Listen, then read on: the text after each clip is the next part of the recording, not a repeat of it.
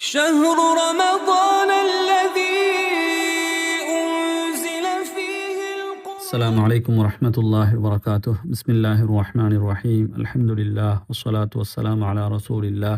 أما بعد فأعوذ بالله من الشيطان الرجيم.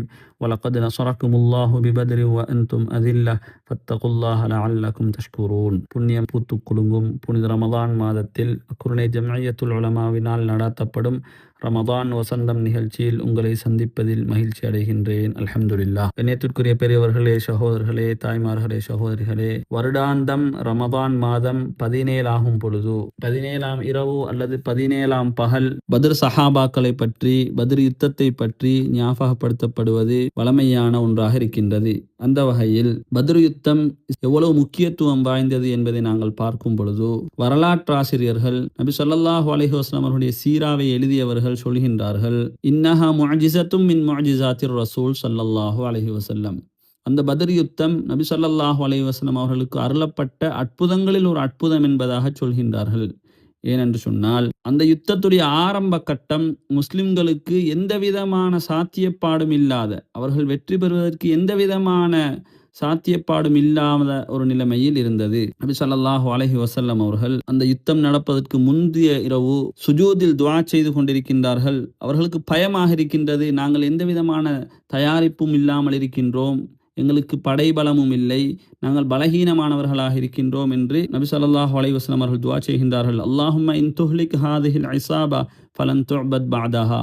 யா அல்லாஹ், இந்த சிறிய கூட்டம் அழிக்கப்பட்டால் உன்னை வணங்குவதற்கு இந்த பூமியில் யாரும் இருக்க மாட்டார்கள் என்பதாக கெஞ்சி அழுது துஆ செய்து கொண்டிருக்கின்றார்கள். இந்த கட்டத்தில் அபூபக்கர் ரலியல்லாஹு தஆலா அன்ஹு அவர்கள் நபி ஸல்லல்லாஹு அலைஹி வஸல்லம் அவர்களுக்கு ஆறுதலாக சொல்லி வைக்கின்றார்கள், லா நகூலு மிஸ்லமா கால கௌமு மூசா லஹு. மூசா அலைஹிஸ்ஸலாத்து வஸ்ஸலாம் அவர்களது கூட்டத்தினரை யுத்தம் செய்வதற்கு அழைத்த பொழுது அவர்கள் மறுத்து பேசியது போன்று நாங்கள் மறுத்து பேச மாட்டோம் யா ரசூலல்லாஹ், நாங்கள் உங்களுடனேயே இருப்போம் என்பதாக ஆறுதல் வார்த்தையை சொல்கின்றார்கள். அதற்கு பின்னால் நபி ஸல்லல்லாஹு அலைஹி வஸல்லம் அவர்கள் பத்ர் யுத்த களத்திற்கு செல்கின்றார்கள். அங்கு செல்லும் பொழுது முஸ்லிம்கள் இருந்த பூமி மணல் பாங்கான, அதாவது மக்களுடைய அதே போன்று மிருகங்களுடைய கால்கள் புதையுண்டு போகக்கூடிய அளவுக்கு மணல் பாங்கான பூமியாகவும் பலகீனமான ஒரு நிலைமையிலும் அந்த பூமி இருக்கின்றது. அதே நேரம் காஃபிர்கள் இருந்த பிரதேசம் நல்ல செழிப்பான பிரதேசமாக, பூமி நல்ல திடமான ஒரு இடமாக, அதே போன்று தண்ணீருக்கு அருகாமையில் அவர்கள் இருந்தார்கள். ஆனால் இப்படியாப்பட்ட வெளிரங்கமான அனைத்து சாத்தியக்கூறுகள் இருந்தும் கூட அல்லாஹு தஆலா இந்த யுத்தத்தில் முஸ்லிம்களுக்கு, முஃமின்களுக்கு வெற்றியை கொடுக்கின்றான். காஃபிர்களுக்கு படுதோல்வியை அல்லாஹு தஆலா கொடுத்தான். கண்ணியத்திற்குரிய சகோதரர்களே, பெரியவர்களே, இதற்கு பிரதானமாக அல்லாஹு தஆலா முஃமின்களுக்கு இந்த யுத்தத்தில் செய்த உதவியை நாங்கள் பார்க்கும் பொழுது இந்த உதவிகள் 2 வகையாக வந்தது. ஒன்று உள்ரங்கமாக அல்லாஹு தஆலா முஃமின்களுடைய உள்ளத்தை திடப்படுத்துவதற்காக வேண்டி செய்த உதவிகளை நாங்கள் பார்க்கும் பொழுது அல்லாஹு தஆலா அல் குர்ஆனில் இத் யுரீகஹுமுல்லாஹு ஃபீ மனாமிக கலீலா வலவ் அராகஹும் கஸீரன் லஃபஷில்தும் வலதனாஸஅதும் ஃபில் அம்ரி வலாக்கின்னல்லாஹ ஸல்லம். நபியே, அவர்களை உங்களுக்கு நாங்கள் கனவிலே காட்டினோம். அதாவது நபி ஸல்லல்லாஹு அலைஹி வஸல்லம் அவர்கள் அந்த யுத்தம் நடப்பதற்கு முந்தைய இரவு கனவிலே காண்கின்றார்கள். ஃபீ மனாமிக கலீலா, சிறிய ஒரு கூட்டத்தினரை போன்று அல்லாஹு தஆலா காட்டுகின்றான். அல்லாஹு தஆலா சொல்கின்றான், வலவ் அராகஹும் கஸீரன் லஃபஷில்தும் வலதனாஸஅதும் ஃபில் அம்ர். அவர்களை நாங்கள் உங்களது கனவிலே அதிகமானவர்களாக காட்டியிருந்தால், பெரும் படையாக காட்டியிருந்தால், லஃபஷில்தும், நீங்கள் தோல்வியுற்றிருப்பீர்கள், உங்களுடைய திட்டங்கள் தோல்வியானதாக மாறியிருக்கும் என்பதாக அல்லாஹு தஆலா சொல்கின்றான். அதே போன்று யுத்தம் நடக்கின்றது, யுத்த களத்தில் அல்லாஹு தஆலா அவர்களை எப்படி காண்பித்தான் என்று சொன்னால், வஇத் யுரீகுமூஹும் இதில் தகைத்தும் ஃபீ அயுனிக்கும் கலீலா வயுகல்லிலுக்கும் ஃபீ அயுனிஹிம். உங்களுடைய கண்களுக்கு அவர்களை சிறியொரு கூட்டத்தினரை போன்று காட்டினான். ஏன்? நீங்கள் பயப்படாமல் இருக்க வேண்டும் என்பதற்காக வேண்டியும். அதே போன்று அவர்களுடைய கண்களுக்கு உங்களை சிறியொரு கூட்டம் போன்று காட்டினான். எதற்காக வேண்டி? அவர்கள் இவ்வளவு ஒரு சிறியொரு கூட்டம் தானே என்று அலட்சியமாக அவர்கள் இருப்பதற்காக வேண்டியும் அல்லாஹு தஆலா அப்படி செய்தான் என்பதாக அல் குர்ஆனில் பேசுகின்றான். கண்ணியத்திற்குரிய சகோதரர்களே, பெரியவர்களே, இப்னு மஸ்ஊத் ரலியல்லாஹு தஆலா அன்ஹு அவர்கள் சொல்கின்றார்கள், லகத் கல்லலு ஃபீ அயுனினா, எங்களுடைய கண்களுக்கு அவர்கள் சிறியொரு கூட்டத்தை போன்று விளங்கினார்கள். எந்த அளவுக்கு என்று சொன்னால், நான் எனக்கு பக்கத்தில் இருந்த மனிதரிடத்தில் கேட்டேன், அத்தராஹும் சபீன், அவர்கள் ஒரு 70 பேர் இருப்பார்களா என்பதாக கேட்டேன். அதற்கு எனக்கு பக்கத்தில் இருந்தவர் சொன்னார், இல்லை, அவர்கள் ஒரு 100 பேர் இருப்பார்கள் போன்றிருக்கின்றது என்று சொன்னார்.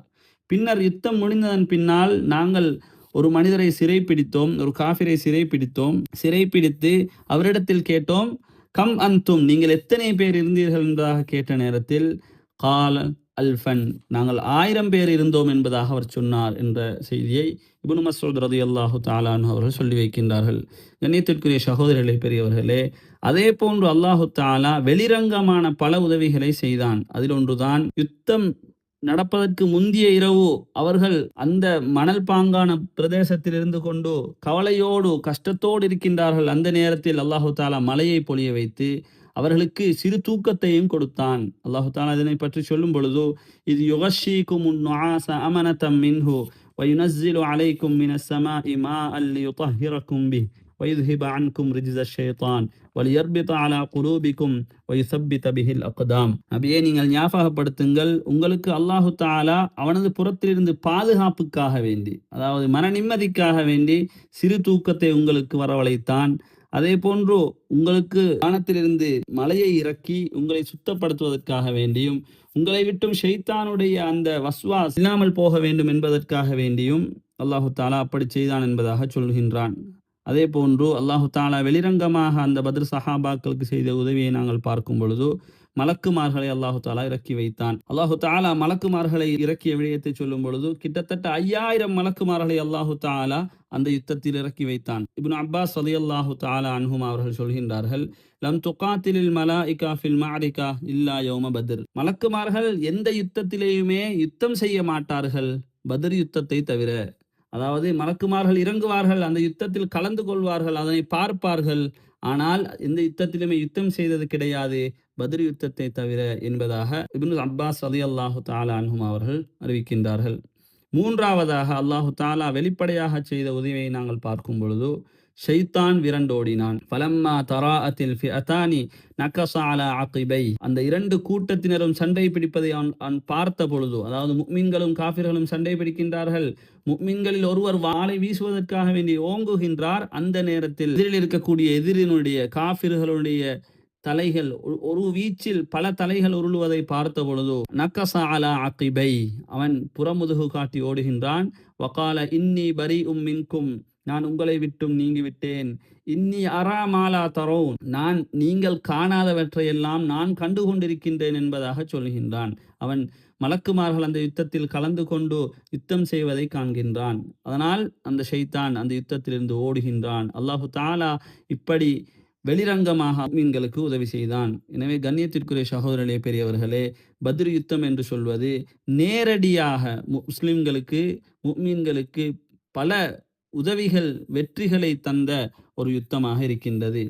அந்த வகையில் முஸ்லிம்களுடைய தயாரிப்பை நாங்கள் பார்க்கும் பொழுது, அவர்களிடத்தில் வெறுமனே 313 சஹாபாக்களுக்கும் 2 குதிரைகளும் 72 ஒட்டகைகளும் மாத்திரமே இருந்தன. அந்த ஒட்டகைகளை அவர்கள் எப்படி பயன்படுத்தினார்கள் என்று சொன்னால், 3 பேர் ஒரு ஒட்டகத்தில் ஏறி வருவார்கள். சிறிது தூரம் வந்து அவர்கள் அந்த ஒட்டகத்திலிருந்து இறங்கியதன் பின்னால் அடுத்த 3 பேரும் ஏறி அமர்ந்து வருவார்கள். இவ்வாறு அவர்களுக்கு மத்தியில் பங்கிட்டு அந்த ஒட்டகத்தில் அவர்கள் மாறி மாறி சவாரி செய்து வந்தவர்களாக இருந்தார்கள்.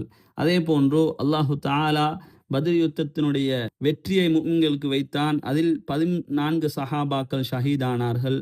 70 காஃபிர்கள் கொலை செய்யப்பட்டு இன்னும் 70 காஃபிர்கள் சிறைபிடிக்கப்பட்டார்கள். அதிலும் விசேஷமாக இஸ்லாத்தின் மிகப்பெரிய எதிரியாக இருந்த அபூ ஜஹல் சிறிய 2 சஹாபாக்களினால் முஆத் இப்னு அஃப்ரா ரலியல்லாஹு அன்ஹுமா மூலமாக அந்த அபூ ஜஹல் கொலை செய்யப்பட்டான். எனவே கண்ணியத்திற்குரிய சகோதரிகளே, பெரியவர்களே, தாய்மார்களே, சகோதரிகளே, அல்லாஹு தஆலா இந்த யுத்தத்தை பற்றி சொல்லும் பொழுது யௌமல் ஃபுர்கான் யௌமல் தகல் ஜம்ஆன், அதாவது ஹக்குக்கும் பாத்திலுக்கும் மத்தியில் பிரிக்கக்கூடிய ஒரு யுத்தமாக இருந்தது என்பதாக சொல்கின்றான்.